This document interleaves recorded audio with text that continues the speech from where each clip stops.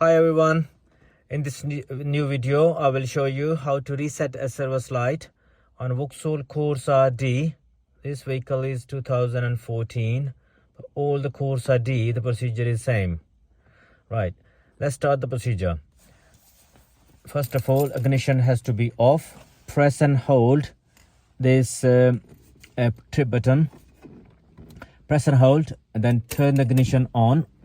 P light start flashing. Wait until the 4 dots comes up. That's it. Release the button.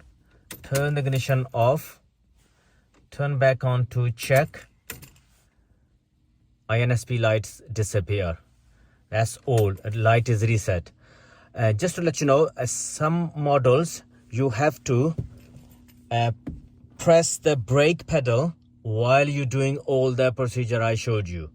Some models has that only small different. So if it doesn't work without pressing the brake pedal, do that procedure with the brake pedal press. That's all. Thanks for watching. If you like the video, give the thumbs up. Many thanks. See you in the next video. Bye for now.